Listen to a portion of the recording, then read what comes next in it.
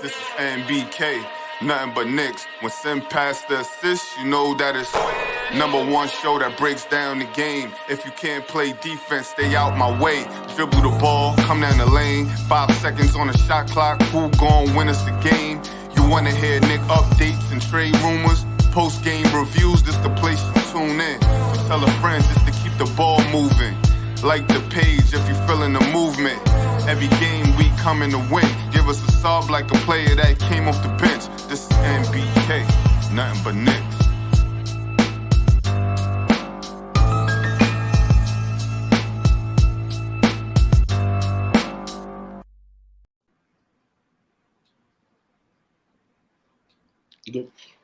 Welcome, Knick family. I'm Stephanie, your host of the Queen's Court. I'm hosting the pregame for Sim. Tonight at 7:30, we play the Milwaukee Bucks on ESPN. The Knicks are currently 5-3, 4th in the division, and 7th in the conference. We've lost 2 straight games, once to Toronto, once to Indiana. So we're looking to get back on track tonight. I'm joined by Ron from Still Knicks Fans and Josh, Uncle Fulio from The Controversy. How you guys doing? Pretty good, Queen. Pretty good. Good to see you. What's up, Ron? Same here. What's going on? What's going on? How y'all doing? Pretty good. I'm cold. Yeah.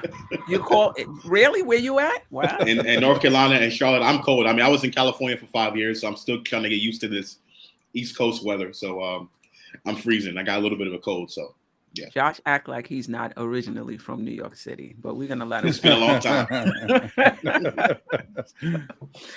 All right. So before we even get into the matchup, we've all had a few days to kind of marinate on the season and on the last game.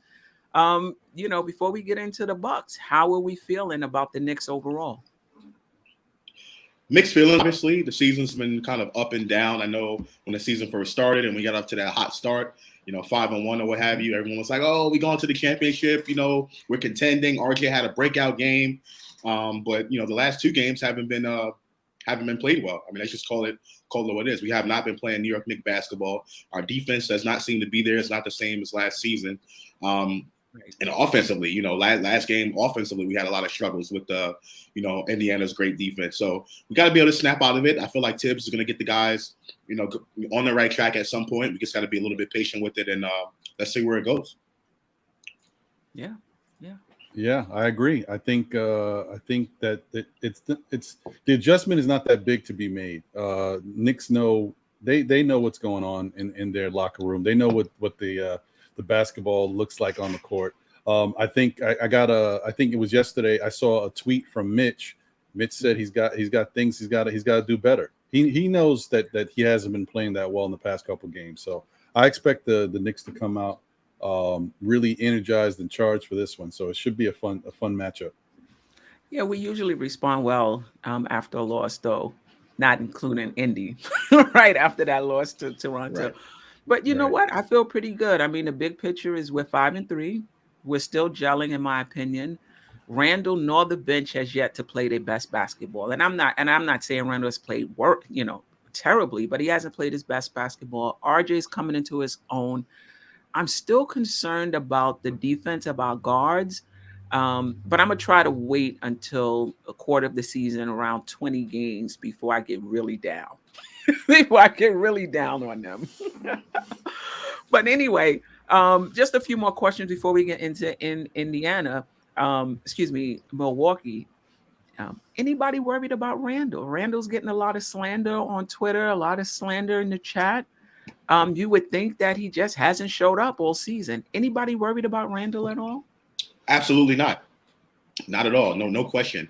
Listen, Randall is an all-NBA player. I'm not saying he's been playing like an all-NBA player, but he is an all-NBA player. And Knicks fans, personally, in my opinion, Knicks fans need to give him some time, right? This team is not like completely faltering and like we're not winless. We win a lot of games due to Randall, due to Julius Randall. We got up to that hot start because of him. So I just feel like people are kind of I think it's a combination of things. One, he's not playing his best basketball, and two, people just kind of want to see RJ Barrett take that next step into the leader of this team.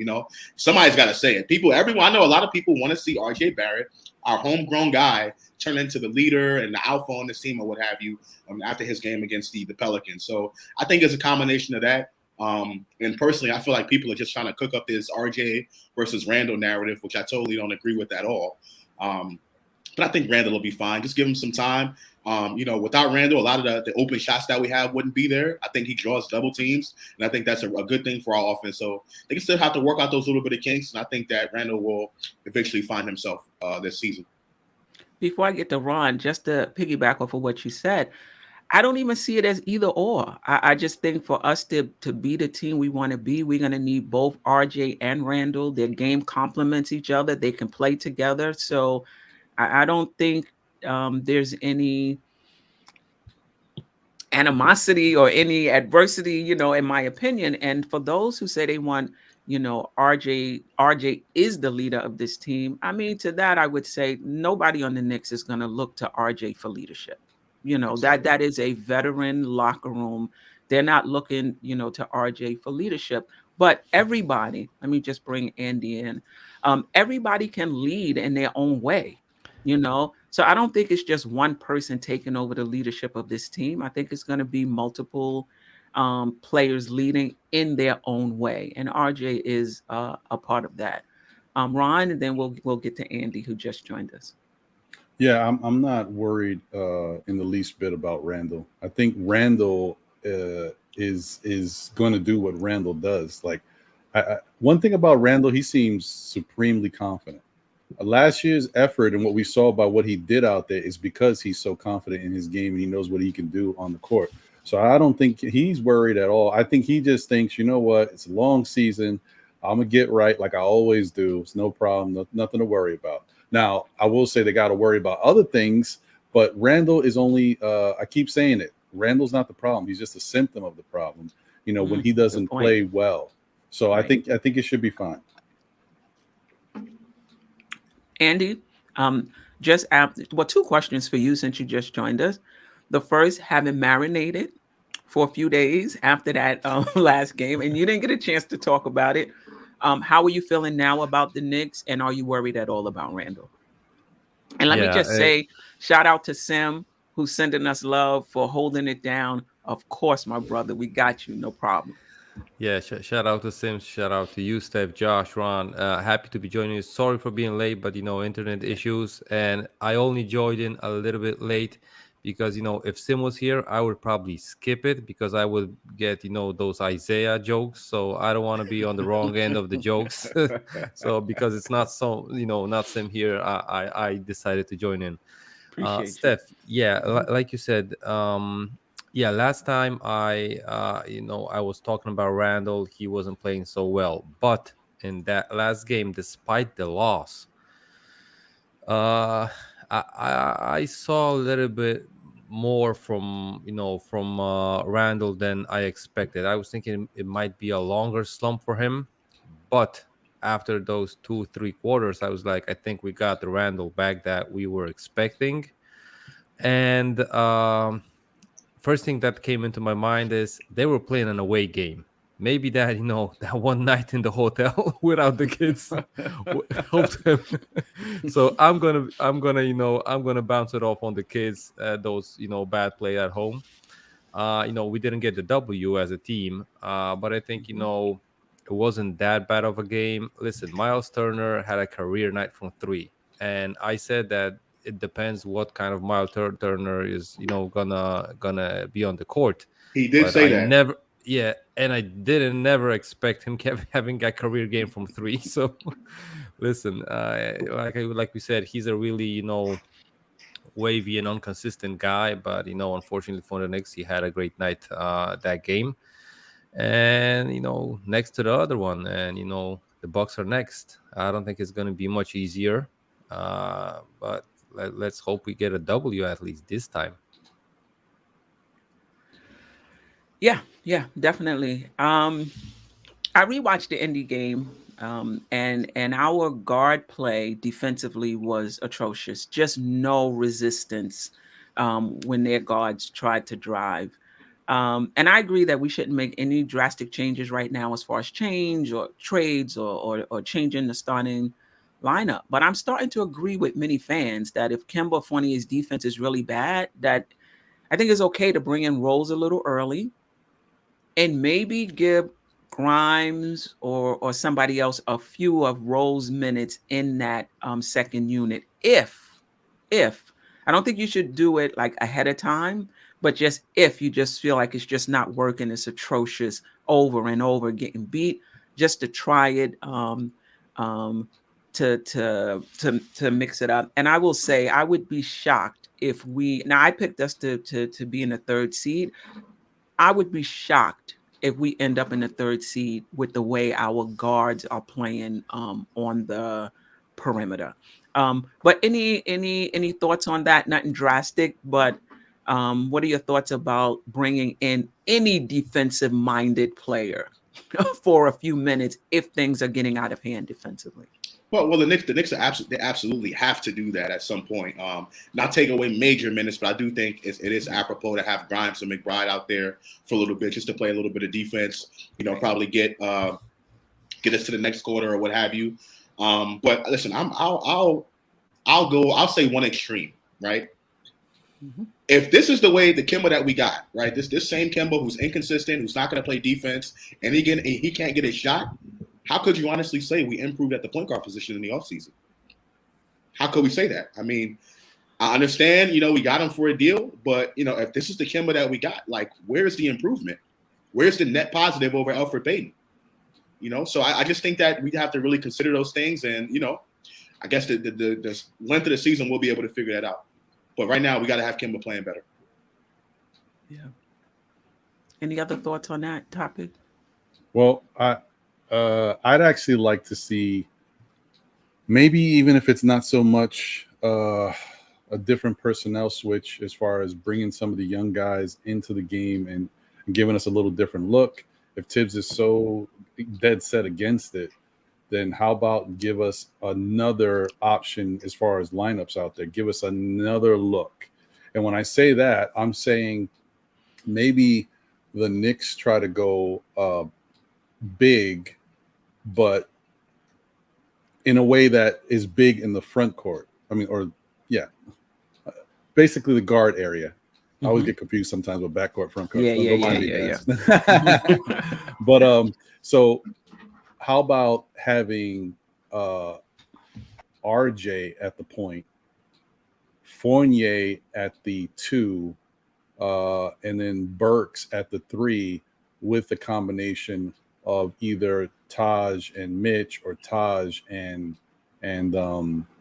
Nerlens or Julius. It's either or, just depending on a certain point in the game, because you're not going to start the game with this look, but at some point just give us a different look, because I think Fournier and RJ can both handle the ball, and if you have Burks in there, you've got another person who can handle the ball. They're not great people at breaking down people off the dribble, but we've noticed that RJ, when given a chance, he can facilitate a little better than some of the guys we already got out there. So I like the idea of trying to give a different look. And I think if you give a little bit more size out there, that definitely helps with the defense. Even if it's, Fournier is not the greatest defender, he has some size on him. You get rid of the short Kemba and give the Knicks a little bit more of a chance to kind of stay with the guy and jump up and alter a shot. So I think it's something they should try if Tibbs doesn't want to open up the lineup. Right. And I was off for a little bit. Who would you said RJ and who else to go with that bigger lineup? It would be RJ, Fournier, Burks, and then a combination of either Taj and Mitch, or it could be Mitch and Randall, or Taj and Randall, whatever. But the point is to have bigger people in the guard area. Right. And when you think about it, I know a lot of Knicks fans don't like it. Randall brings the ball down, not all the time, but sometimes as well. So it's really just about getting it up the court and initiating. I don't think we're like a point guard dominant team where we're looking for that point guard to initiate the offense, play, make, and do those sorts of things like a Chris Paul. Like, it's whoever brings the ball down pretty much initiates the offense. So it may not be, a bad idea to go big. Oh, okay. All right. The last question before we get into the injury report. Should we be concerned? Should we be concerned about Mitch? I mean, I get it. He's rounding back into shape. He missed most of last season. He's deflecting shots. If he's not blocking them, for the most part, he's where he needs to be. His counting stats are not there. The rebounds, the blocks, the putbacks aren't there. And against Indiana and Turner, I don't know if that was the game plan, but I just felt like before Kemba and them got beat, I don't know if he just knew they were going to get beat, but before they even got beat, he was slouching, sloughing off into the key when Miles was just one pass away. And usually when your man is one pass away, you got to be a bit, closer. But I don't know if he just was overly concerned that, Kemba or Fournier would not be able to keep their guy out of the paint. So he was like 2 and 3 steps, off of Miles Turner, and just wasn't enough time to recover. And I get it one time, but after 2, 3 shots, I just thought there would be some sort of adjustment. And I get it that, if he sticks with Miles Turner, those guys were getting beat. And somebody else would have had to rotate to help those guys out. It would not have been him. But I just thought that it happened so many times. But any concern about Mitch, or is it just he's rounding into shape after having been out so long? Andy? Yeah, Steph, for me, it's going to take time for Mitch. One, he had a foot injury and he couldn't do basically any cardio. Okay. So, on his feet. So that's hard. And he was out really long. The other thing is he gained that weight and, getting back into shape and into game shape, into cardio, that weight is really holding him back. Listen, Netherlands was out basically 10 games, right? Because we were 5-1, that's 6 games, and 4 preseason games, that's 10 games. Right. And his first game, he was running like a gazelle, like he never left the court. Right. So listen, that the conditioning thing is a major difference between those two guys. Yeah. But and even though he had a hamstring injury, so he also couldn't do hard cardio, but at least he could jog around and stuff like that. Meanwhile, Mitch couldn't do that because he had a broken foot. So those are totally different injuries. But that weight gain from Mitch and long absence, I think, is gonna cause Mitch to get into shape basically probably the next whole month if he doesn't get injured by then. So wow. Yes, Josh. So I look at this 2 different ways, and I think they all kind of relate to one another.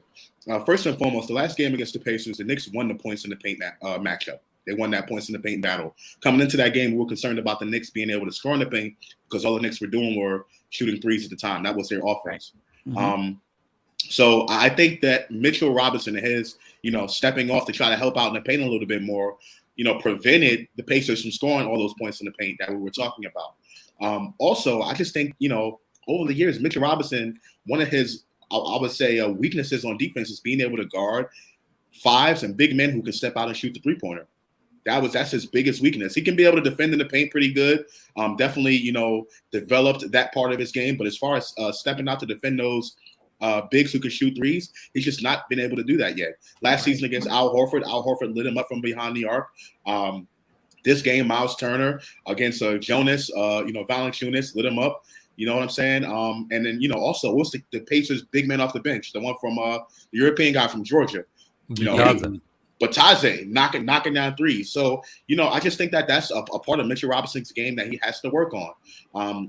With his added weight, he's not fast enough to get out and close down on threes who can knock it down. So, I just think that's just who Mitchell Robinson is. I think, there's nothing really we can do about that except, play a zone and close out that way to hide that from Mitch. But, that's just something we gotta deal with, take the good with the bad on that one. Yeah. So you're saying, I mean, there was a time when he would be able to rotate out to wings and block 3-point shots, but you're saying that's the difference between rotating out and blocking the shot of a wing who's about to take a three and actually guarding a stretch five. Off a pick and roll, off a pick and pop situation, and added the fact that Mitchell Robinson is now a bigger guy, so he's a little bit slower right doing that as well. Right. And his conditioning may not be up to par, as Andy talked about as well. All right. Let's get to the injury report. They have almost forgot. Yeah, okay. they have a lot of injuries actually. Devashino has been out, I think, most of the season. Drew Holiday is probable. He's been out. I think he's only played maybe 1 or 2 games this season. So he's probable. He may be back. Brooke Lopez is out. Chris Middleton is out. The Knicks don't have any injuries. I think the player they have listed there is a G League player. So the Knicks will be at full strength, at least physically, as far as we know. Let's get into before we get into individual matchups, anything specific about the injury report that stands out to you? Well, I will say this that I do know. Yeah, I mean, we should have an advantage over the Bucks team.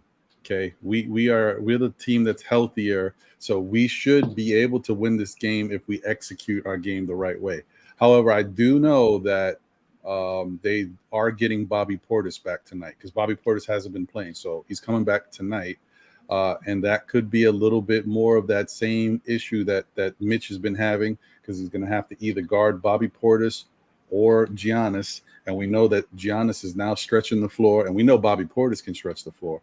So this is why the game against Indiana is important. It's a lesson that he can learn from because he's going to have a similar type situation with these guys. Even though Turner may not be, he's different. He does pick and pops and off the pick and roll, but this is still going to be something similar, and he's going to have to figure out a way to commit to something. Either you stay in the paint or you get out there and cover the guy at the 3-point line. You're going to have to do one. You can't be in the middle.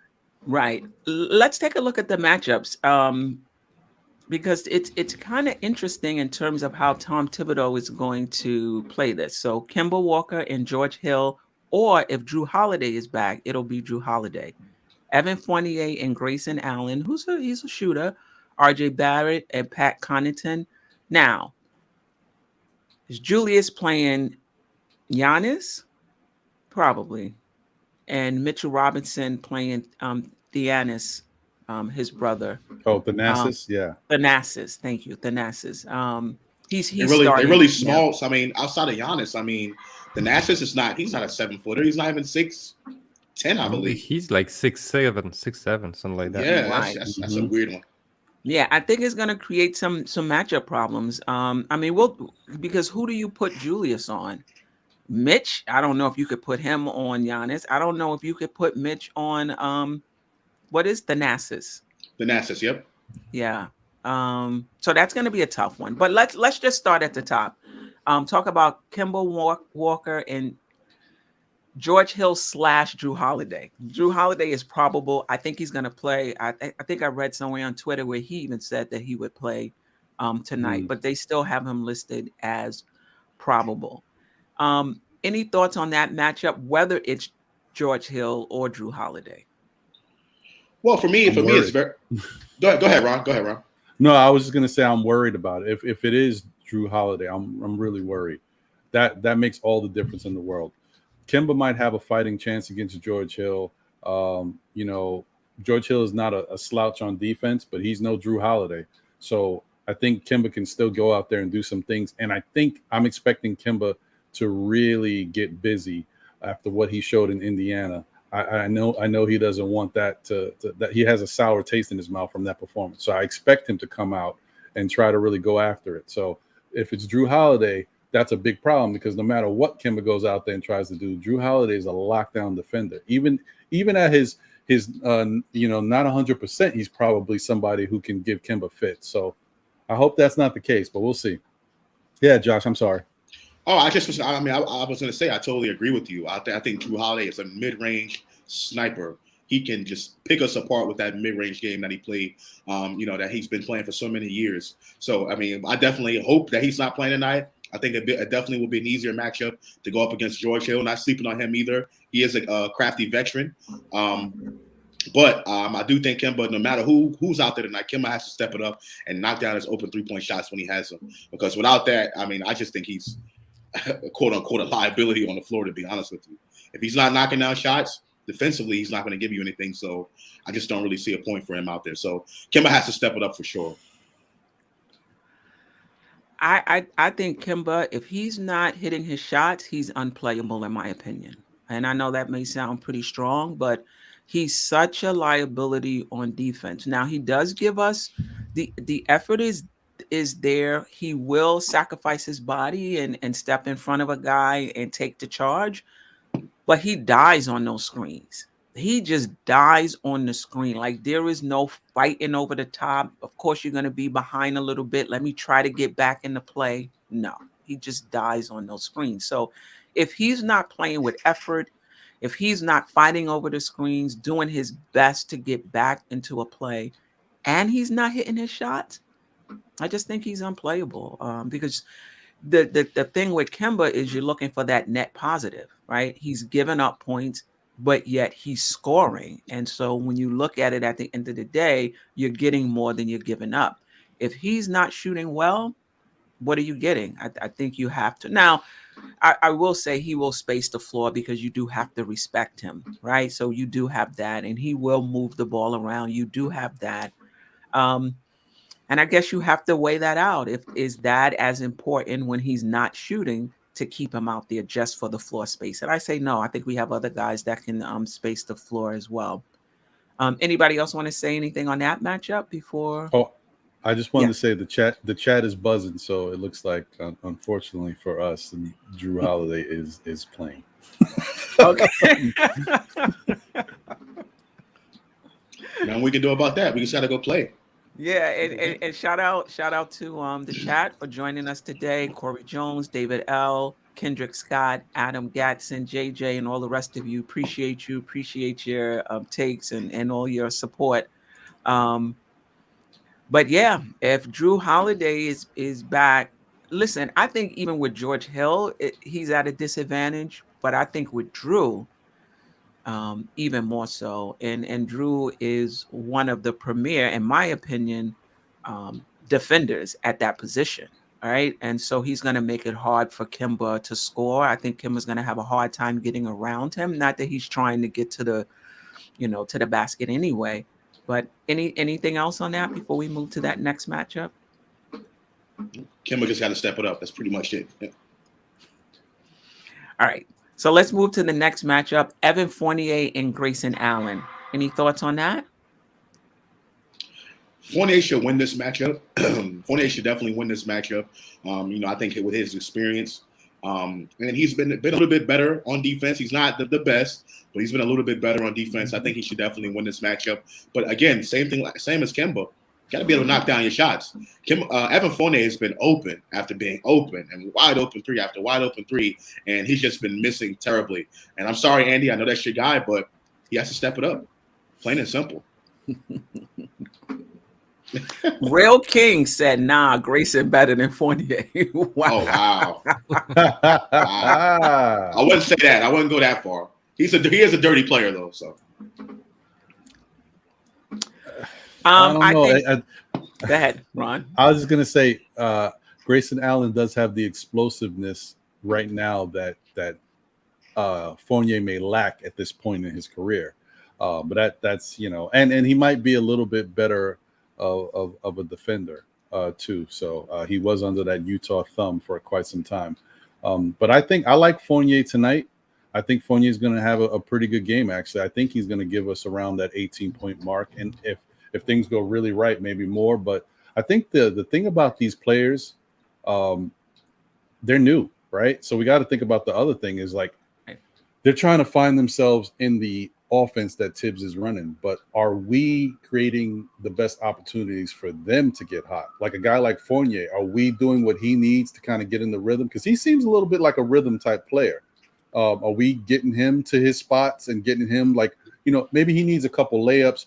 We've seen how he gets off in games. He tries to get to the basket early, gets up and unders, layups and stuff like that. When he's going like that, it translates well to his game. So maybe that's how they got to use him and try to, he's got to be aggressive, but not aggressive just taking, a lot of outside perimeter shots, because that's what I've noticed he's been doing in the last couple of games. It's been a lot of outside shots.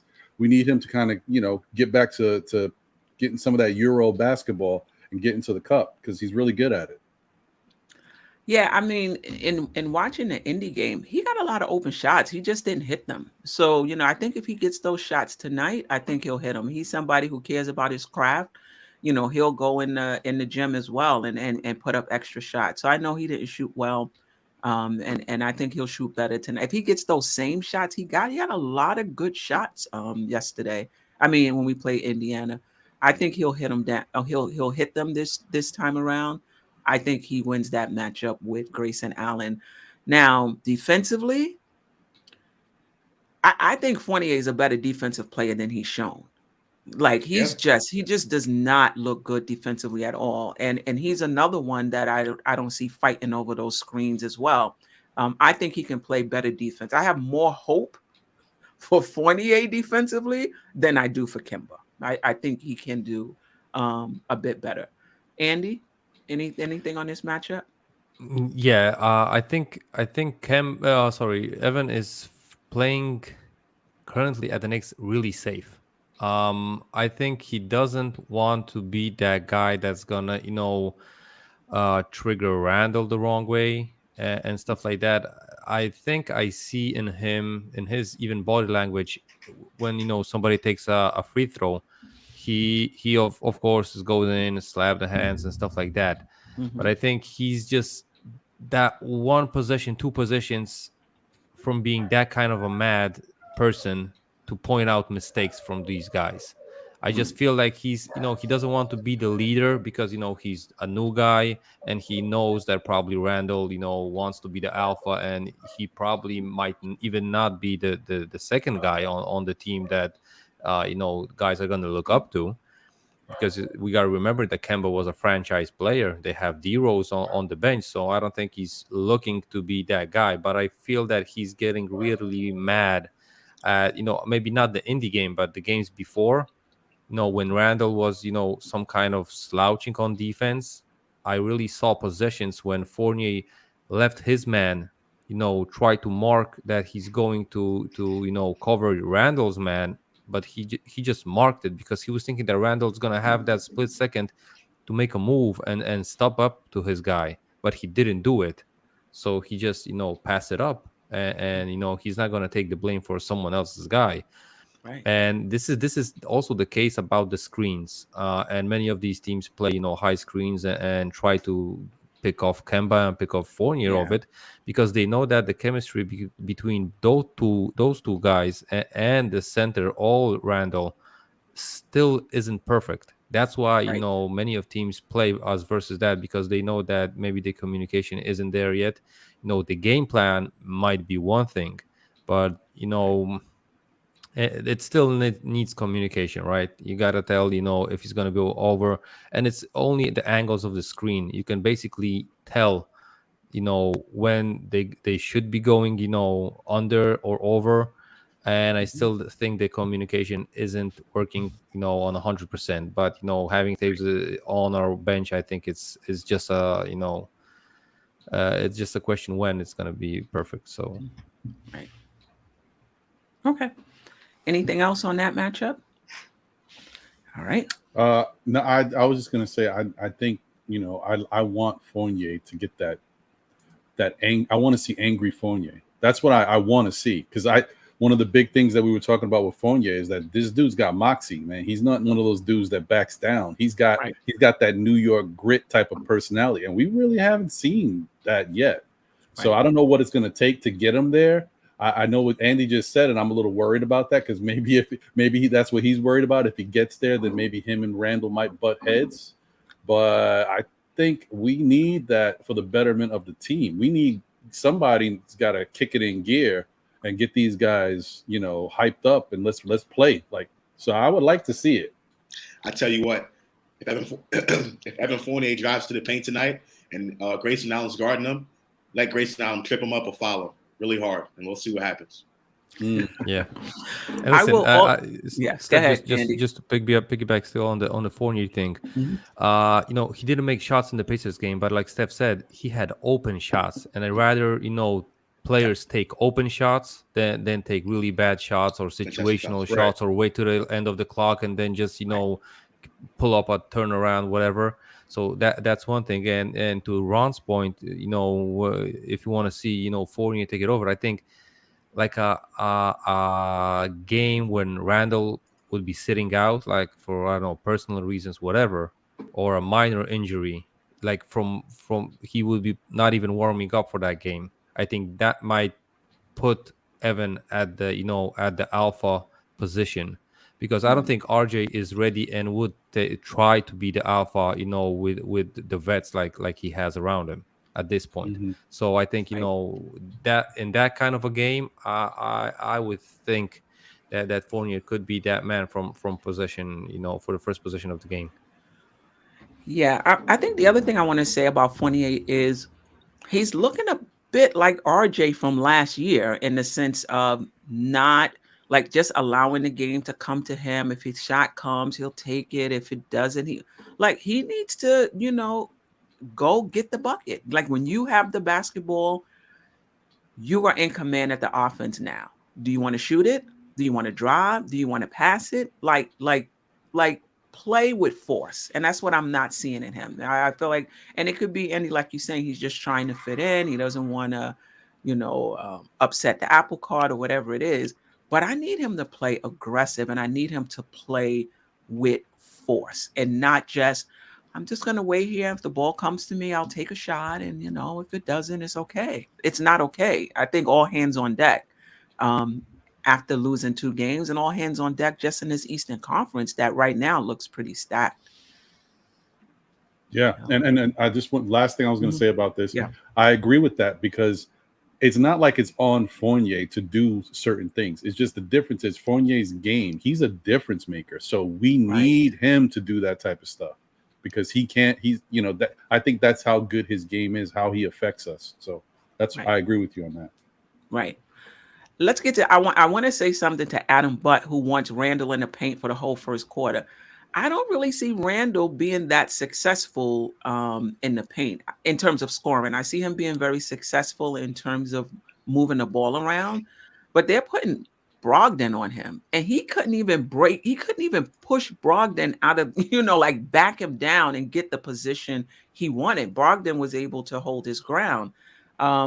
So I think he needs to mix it up a little bit, inside and outside. Yes. Queen. So I agreed. I definitely think Randall should play the paint a little bit more. And I think what Randall was depending on was the referees to call more fouls when he was guarded by Malcolm Brogdon. And Malcolm Brogdon is a very smart defender, and he wasn't going to fall for being pushed around all the time and things of that nature. So I just want to see Randall, get more possessions deep down low in the post. Like when you have someone like Malcolm Brogdon guarding you, get lower before you receive the basketball. You don't have to get the basketball all the way out in the wing and then try to dribble yourself all the way back in. Like, get deeper down there. Like, you dominate that matchup, when you don't have the ball in your hands. That's pretty much how I want to see Randall play. A little bit more. Not all the time, but a little bit more. Yeah, I just haven't seen him score. I've seen him, be able to draw double teams and be able to pass it out.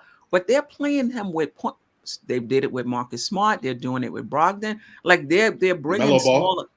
Yeah, it's smaller guys on him. And in my opinion, he's not dominating those matchups the way you think he would be. But you're saying he's getting fouled and they're not calling it. I don't know. I'll look closer.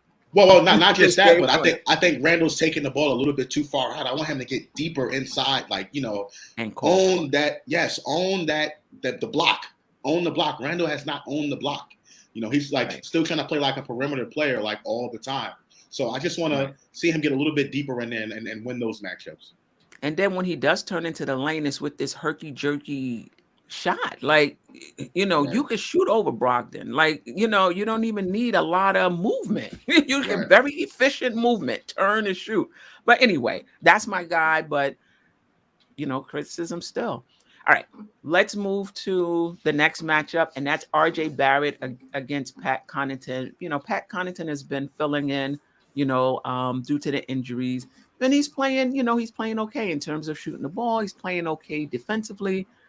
RJ Barrett, though, is on another level right now. After the New Orleans game, really aggressive, looking for his shot off the dribble, looking for his shot off the catch, looking for Mitch. Like every facet of his game is in flow right now. Any thoughts on that matchup? I love RJ, and I want RJ to continue to keep playing this way because I feel like I'm still. It's too early. I don't want to say it, but I feel like RJ's here. I think this is it, guys. I think RJ is finally. I don't expect RJ to go under 20 points a game. That's me personally. I thought coming into the season, his game would be able to go and ratchet up a little bit from the 17-point mark that he was averaging to 20 points. But then I know the realistic part of it was, well, when you got Kemba and Fournier out there and they're getting their points, where can how can RJ get 20? Well, I mean, we're seeing it. I mean, Kemba and Fournier are out there and RJ is doing it. Now, I do think that if Kemba plays well tonight, has a good game, and Fournier has a good game, that means the ball is moving through their hands a lot more. Then you got Julius. The chance of RJ getting the touches to get the points is a little harder. But that's what we want, right? That's the new look Knick offense when it's going well. I mean, if you get around 20 from all four of those guys, that's 80 points with all the ancillary pieces on the team. That's when we get into the hundreds. And that's what we've seen when the Knicks have been winning games. So it's not out of the realm of possibility. I think RJ could definitely have another good game because I think he's got one of the more favorable matchups tonight. And I think they may have to depend on that because especially if Giannis is giving Randall the business, it's going to be a long night for him mentally because one thing we've noticed, I was going to save it for the Randall matchup, but we've noticed that Randall, he's getting very invested and emotional on the court with these matchups, depending on who he's playing. So if he gets taken out of the game early, we're going to need RJ to step up. Yeah, for sure. Andy? Yeah. So, I think one-on-one, RJ versus Pat is not even, a question, right? RJ is going to dominate him. But when I think about, RJ's last couple of games and how he, takes the ball and drives to the hoop and, goes from coast to coast. And I think about Giannis on the court. I really envision Giannis getting him on a chase down block like one or two times this game. It's really going to happen because Giannis never takes plays off. So, he's going to chase him down through the whole court. And if it's not his guy, RJ might not be thinking about Giannis that way. So, he might go at the rim thinking, Pat is supposed to guard him, but Giannis is going to come up from behind and just block him. But I still think, one-on-one, and at a small forward position, I don't think it's even, a question, 1 versus 1. And just to translate to the power forward position, Steph, I really think that we might see Tibbs throwing, different defenders at Giannis. So we might see, RJ having a possession here and there. I'm not saying it's going to be like half and half with Randall, right? But I really see at least a couple of possessions where RJ is going to be guarding Giannis. Last year we saw how the Knicks guard Giannis, and it was we was building some kind of a wall, right? So his primary defender was there, but the other two guys were like closing in. And trying to don't leave that space for him to drive to the hoop. So I'm guessing this is going to be the case this year as well. Right. And if it's going to be even 1-by-1, I think most of the possession Randall is going to be on him, but I really envision also RJ having a shot at Giannis. Yeah. Okay. Randall and Giannis. This is I just want to say this, and I agree with Ron. Randall has always been emotional, so this is not anything different. We saw it last year with the officials. He, like everybody else, hates to lose, but he probably has more of a difficult time reining in his emotions. And some guys feed off of that. Like some guys, they get emotional, their game goes up a notch. Some guys get emotional, and it impacts their game. For me, I think it impacts his game a little bit in the sense that he gets just a little distracted, standing there for a little while, staring at the official who did miss the call for sure, and not getting, and not getting back. And when he's getting beat in a matchup, sulking a little bit. I didn't see that last game, but I saw it, the games before. So he can get a bit emotional. And I think for this game for sure, sometimes you can't really stop a guy. You do the best and they still score. So hopefully he doesn't get caught up in, what Giannis is doing or not doing, and just really stay focused on what he needs to do. Stats wise, they're pretty similar, right? And we'll get into that. Stat wise, they're pretty similar, but Giannis wins this. I don't think that Randall has been clicking yet, on all of his cylinders. So I say Giannis has this matchup. But so I just what say you? So I just want to comment on something that Andy said in regards to how we should defend Giannis. And I think that's a great idea, throw multiple defenders at Giannis, because that's what teams have been doing to Julius Randle, right? Throwing multiple defenders at him, giving them different looks. To piggyback off what I was saying earlier about Randle and where he takes the ball to do his isolation, way too high.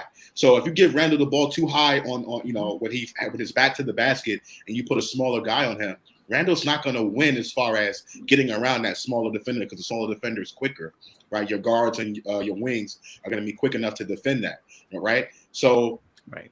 I think that's a smart strategy for us to employ against Giannis.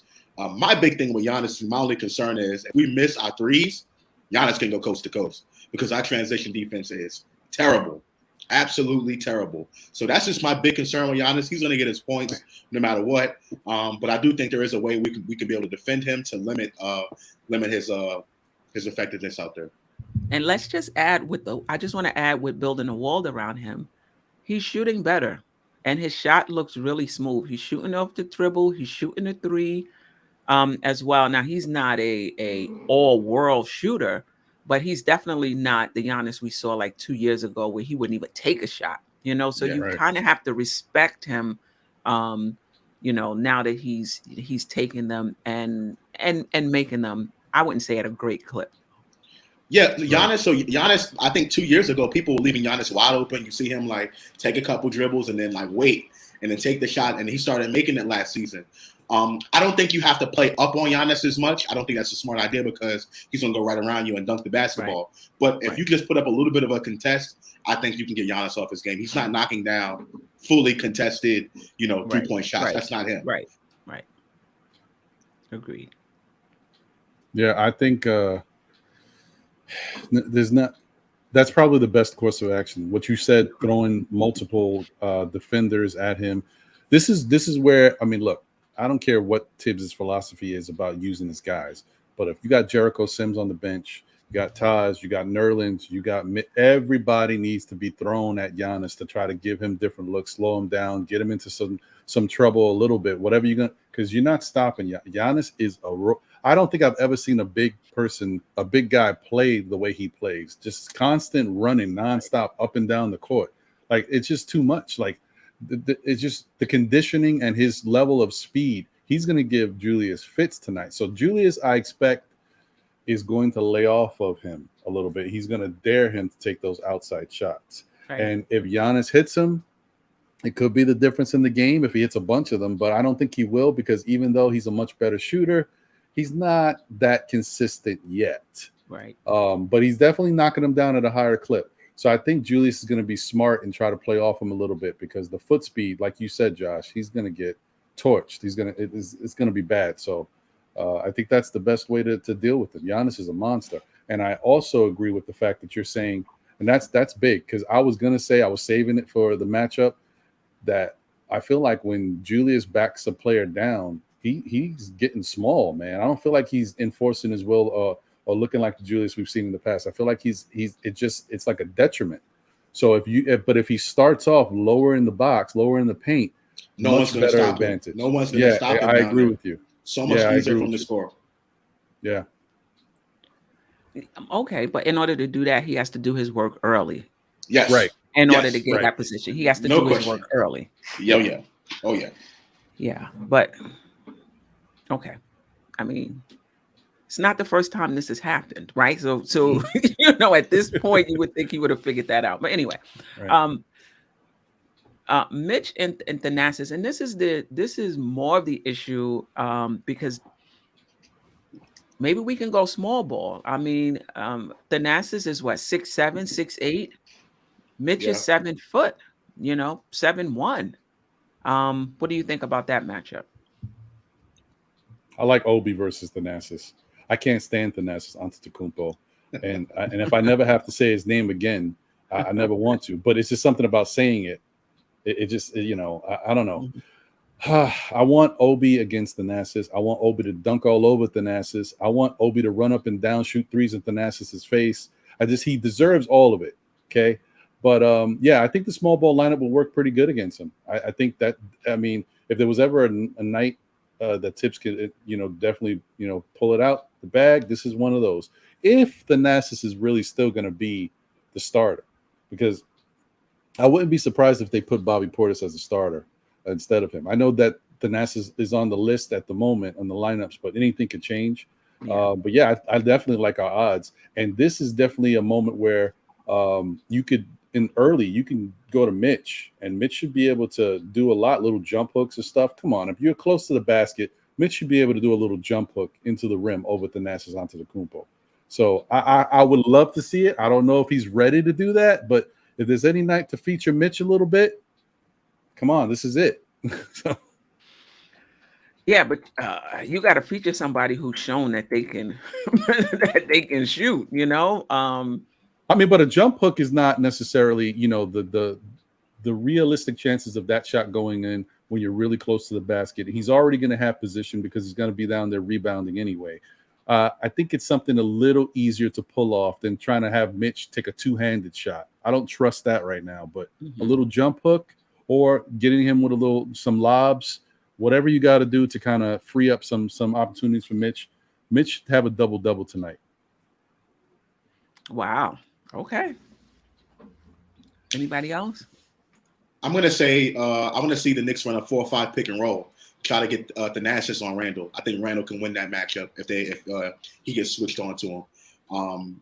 Also, as far as getting Mitch involved early, I definitely want to see that. I don't think the small ball lineup would be the best game for it, just because they have Giannis. I think Giannis is the X factor against that small ball lineup. However, if you feature Mitch early, like you were saying, Ron, getting make some opportunities early in the game, some lobs, stuff like that, I think that we can definitely win that matchup. That center matchup, just for the size alone. I think we have a lot more size in the paint tonight than we have in the last few games. So, listen, I think Mitchell Robinson can win that matchup. I definitely want to see the small ball lineup out there, but I want to get Mitchell Robinson involved early. But this is the thing. He has the advantage, but you have to take advantage of the advantage. And, Yes. If they're not, Thanasis is a good defensive player, and he's long as well. So I don't know what his wingspan is. I don't know. I don't think it's 7'1", but I don't think we can just roll it out there and say Mitch has the advantage. How is Mitch playing? Are they looking for Mitch offensively to take advantage of the height? Are they lobbing it to Mitch, who can go up and get it and take advantage of this shorter player? If they do that, then absolutely.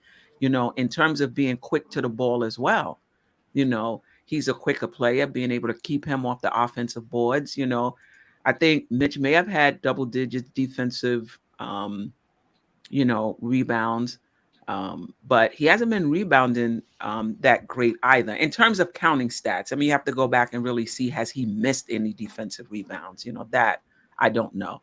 But he can have the advantage, but I think he needs help to take advantage of it. And that means other people getting him the ball in places in which he can, his size, Right. he can take advantage of it. Before we hear from Andy, his wingspan is 7 feet. He does have 7 foot wingspan. Thanasis, wow. Yeah. Wow. And Bodega Wi-Fi said in the chat that let's not forget last year that Thanasis cooked Randall. He did light us up that one game, which I couldn't be more disappointed. But yeah, but we took them lightly, and he made us pay for it. So yeah, you can't. It's the NBA, man. We can't sleep on any player in the NBA. Right. Anything can happen. Right. Yeah. All right, team comparison. Let's just go through this quickly and then get to the keys to the game. We'll pull that slide up for you guys. Points, Randall 20.6 leads the team. Giannis at 27.4. Rebounds, Randall leads the team 11.3. Giannis 10.8. Assists, Randall 5.8. Giannis 6.4. Pretty close. Block, Mitch 1.38. Giannis 2. So at this, Giannis leads them in every category. Like he is the team. He is the team. That's how good he is. In terms of points, the Knicks are scoring more than the Bucks. Now the Bucks have been injury ridden, but 113 to 109.4. Rebounds, pretty. They have a slight edge. 45.4 for us, 46.1 for them. Assists, 23.3 for us, 21.9 for them. Steals 7 to 7.9. Turnovers pretty even as well, right? 12.9 for us, 13.3 for them. Field goal percentage 45.8% for us, 44.5 for them. 3-point percentage 39.3, which is really good. They're only shooting 33.5%. Drew Holiday is back though. I don't know if that changes things.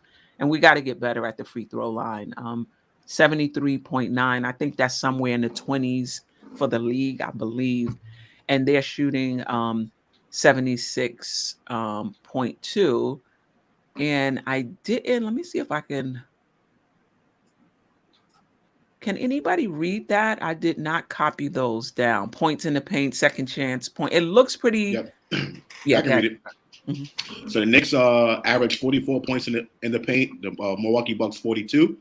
Second chance points. The Knicks are winning that matchup 13.5 to Milwaukee's 11.1. And fast break points 14.4 Milwaukee and 10.9 New York. Okay. Yeah, right. And the points to the paint was 44 to 43.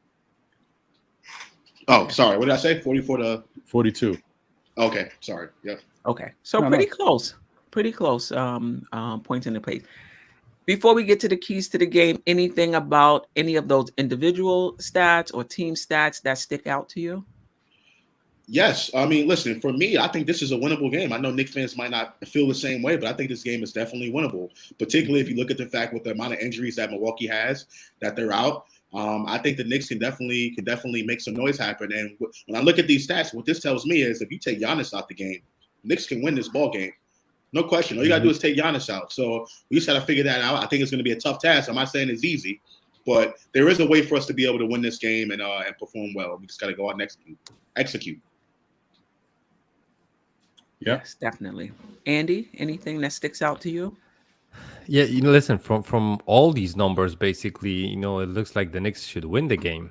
We got, advantages in the, the most important numbers, basically, except the rebounds, which is like a half a rebound more for them. But assist-wise, steals and blocks, the numbers are so low for both teams that, that advantage of 0.9 and 1.5 block is basically nothing.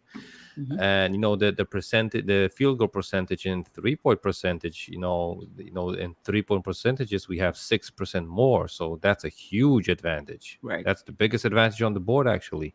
So that's where the teams score the most points currently. So right.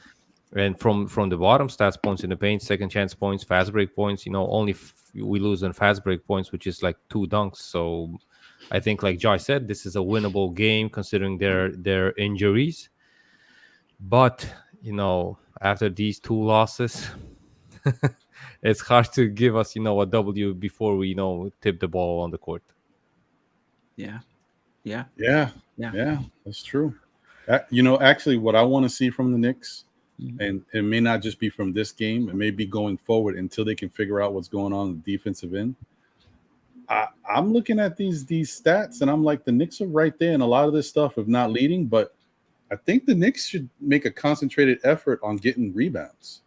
I think if their defense is lacking and they're still allowing people to score on them, then you know what? let's make a concerted effort for our guards to kind of box out. Let's get as many rebounds as we can get so they don't get second chance opportunities, get ourselves more opportunities on the offensive end when it comes to rebounding. And maybe that'll be the way they can sneak through and beat a lot of these teams that they have some trouble stopping. Rebounds is the key. Yeah, that's the Ron. That's the biggest hustle, hustle stat. Rebounds. Right. And gang rebounding, like Tibbs mentioned that from the beginning of the season, right? Gang rebounding, meaning the guards have to rebound everybody, all hands on deck, as far as that's concerned. Let's get to the keys of the game. Don't take this team for granted. I think we should be over that, right? Right.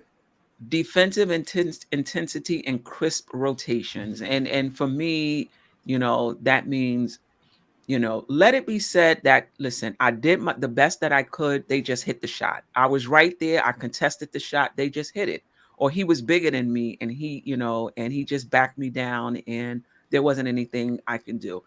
Don't let your effort be questioned, right? So I think that defensive intensity has to be there. And those rotations, our rotations are so late, right? It's like you got to be one step ahead.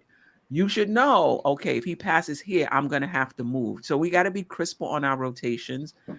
Don't die on the screens. You got to fight over the screens to get to those shooters. Yes, when they pick you up, you are going to be a little bit behind, but don't give up on the play. That puts a lot of pressure on the rest of the defense. And play hard and smart, for 48 minutes. I mean, the first one and the last one, we should know already, right? Because we've gotten beat in those two areas a few times this season. Play hard. It's a 48-minute game. You can, if you're down by a lot, you're going to have to fight to get back in. And if you're up by a lot, you're going to have to fight to keep the lead, right? So play hard and play smart for 48 minutes. Anything about the keys to the game or anything you want to add to the keys to the game? I just want to say that, basically all I see on the screen is defense. Our defense, our defense has to get better. No question. You know what I mean? I think the offense will come around. I think Julius's game will pick itself back up. I think Fournier and Kemba are going to start knocking down their shots.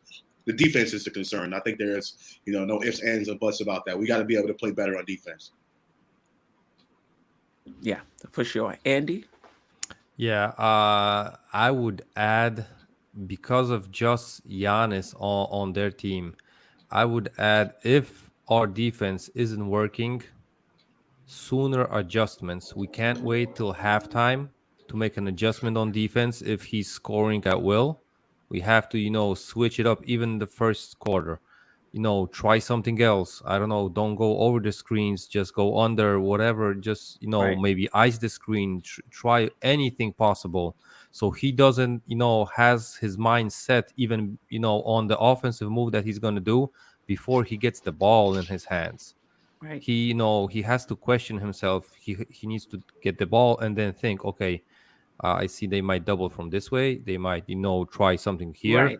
Right. and just mix it up for him as Right. much as possible. So, I know this, it's so early in the season, so it might even, be a bad thing for us. But I think, just having a game plan for Giannis, it's not, you have to have it, but you have to have, options and alternative, situations, going out from those, offensive positions of the Bucks, because, today they don't have, like we said, 33% from the 3-point, and they lack Middleton and, a couple of great shooters. DiVincenzo also, can take a three.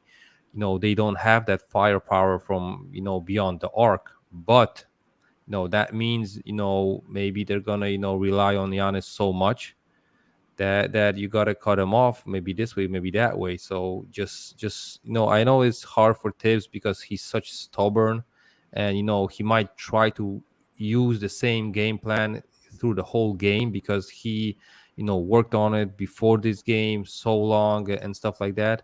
But I would rather see flexible defense versus Giannis, like maybe 3 positions like this, 5 positions like that. See what's gonna work. Try to stick with it a little bit.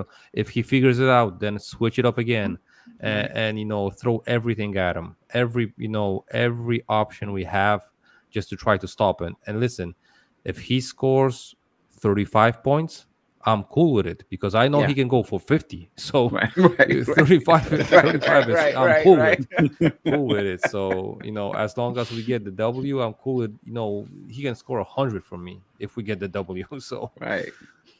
Right. Yeah. Yeah. Definitely for sure. Ron? I agree with everything you had up there as far as on the defensive end and us, doing what we need to do, on that side of the ball. But I also feel like, obviously, I just mentioned rebounds. Rebounds is key for us. I think we definitely got to do our best to gang rebound and get as many rebounds as possible against this team, as well as what Josh always points to, the pace of the game. Our pace has to be good. We got to try to create and promote good spacing, good pace, Right. and move the ball. I'd like to And see, bodies. yeah, exactly. I'd like to see like a tennis match. When you had a really good tennis match, Yeah. and they're hitting the ball from one side and making the guy or girl run to the other side, moving them all around the court. I want the Knicks to move the ball from side to side, find the right shot, get the open.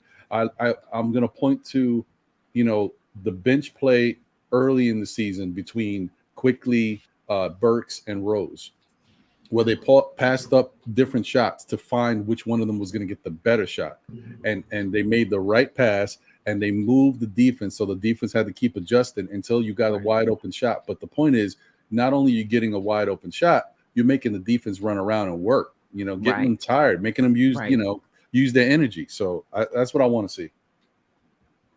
Yeah. No doubt about it. All right. Predictions.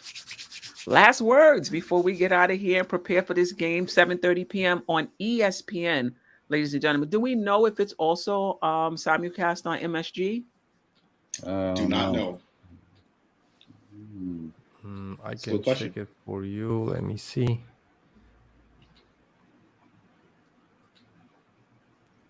Well, it's on MSG as well. Yeah, and who's the announcers? Because if it's like people who know the Knicks, I don't mind listening to ESPN. If it's like Doris Burke or Mark Jackson, Van Gundy, I don't mind listening to ESPN and kind of getting a different type of feel or perspective. But if it's those that's running the same storylines from last year, I prefer to just watch it on MSG. I agree with you. Yeah. Of course, I disagree. I think ESPN is a great thing. Having ESPN or the Knicks being good, playing games on ESPN, I think that's a good thing. So I don't mind it. No, I think nobody said it wasn't a good thing. It is a good thing. I'm just saying when I'm listening to the game, if it's not Mark Jackson or Doris Burke or Breen or Van Gundy, I don't have as good of experience when it's not those guys. I agree with that. And that's not just for the Knicks. I think that's for any game. I just like listening to those voices when they call the game. I think they do a great job.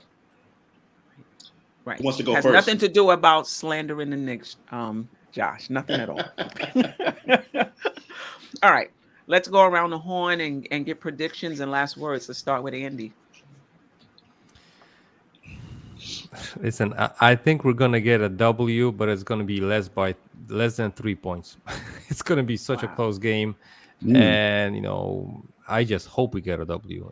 Maybe it's even more hope than a prediction. And it's in Milwaukee. We're in Milwaukee. Yeah. All right, I'll go next. I'm going to say the Knicks win by 12. I think we hold Giannis. We say that Giannis is going to have 22 and 13. And I think Randall gets back to his former self. I'm going to say he puts up 25 to 30 points in between there. And RJ is going to compliment him with that as well, something along those 22 to 25 range. So I'm going to say the Knicks are going to win by 12, and I think we'll have a lot of good things to say on the postgame. Oh yeah, the Knicks are undefeated on national TV. By the way, got to point that out. Okay, we'll take whatever we can get, Josh. Whatever edge we can get, right? Ron. Yeah, I'm not gonna predict the score because right now I don't trust the Knicks defense, so I can't rely on what I think they're gonna do. But I will say I think the Knicks cracked the 100 mark as far as offense tonight, and I think the game. I agree with Andy. I think the game will be close, but I hope and I feel like with what we've talked about, the Knicks should be able to come out on top. However, Milwaukee starting to get semi-healthy is a tough task. But I think the Knicks can win tonight. And I think they don't want to continue this losing streak. So I think they're going to come out with a maximum effort. And we should see a pretty good basketball game. So I think the Knicks will win. Like I said, they'll crack the 100 mark and hopefully, get that W.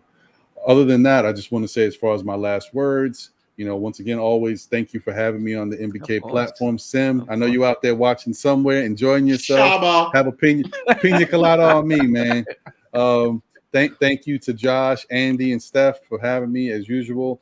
I just want to give a special mention once again. Myself and my co-host John from Still Knick Fans, we're going to be doing a new show on MBK. It's called the NBA Report. That's coming out next week. That's Thursday at 8 p.m. Eastern time. And we'll be doing a breakdown of kind of what's going on in the Eastern Conference. We'll be talking about our Knicks a little bit too and showing you how it relates to them. So we have a better scope of what's going on and also look at how the Knicks will be able to deal with some of these teams. So, yeah, it should be fun. So definitely tune in for that. Definitely. My prediction is that the Knicks win. Giannis can have 40. I think we have to do what we can to hold the other players. If Drew Holiday is back, I'm hoping he's not 100%, and that he's missing shots and not moving as well. That'll work for us. But the Knicks lost 2 games in a row, so I think they're going to be super focused offensively. I think Tibbs does have a defensive plan for this game, and they need to stick to it. Randall said in one of his media press conferences that they're not sticking to the defensive plan. So hopefully that's been, talked about ad nauseum for the past few days, and that they will do that. They'll execute.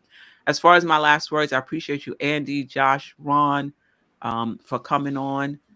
Sam, wherever you at, enjoy yourselves. Continue to celebrate life. I will say, right now it's scheduled for Saturday, November, I think that's the 13th. And Stephen Fox is going to do a special Queen's Court breaking down the Knicks thus far. I may have to change it, but right now it's tentatively scheduled for Saturday, November 13th, so at 8 p.m. So if you're around, me and the Fox will be doing a special Queen's Court. And next Tuesday, 8:30 p.m., the regular Queen's Court. So I hope to see everybody there. And with that, ladies and gentlemen, yes, yeah, Fox is a great guy. Yeah, definitely. Fox. No doubt. So chat, everybody that's listening, that's not in the chat, those that's going to listen right before the game, appreciate all of you. We out. See you post game. Peace. This is NBK. Nothing but Knicks. When Sim passed the assist, you know that it's #1 show that breaks down the game. If you can't play defense, stay out my way. Dribble the ball, come down the lane. 5 seconds on the shot clock. Who gon' win us the game? You wanna hear Knick updates and trade rumors? Post-game reviews, this the place to tune in. So tell a friend just to keep the ball moving. Like the page if you feeling the movement. Every game we coming to win. Give us a sub like a player that came off the bench. This is NBK, nothing but Knicks.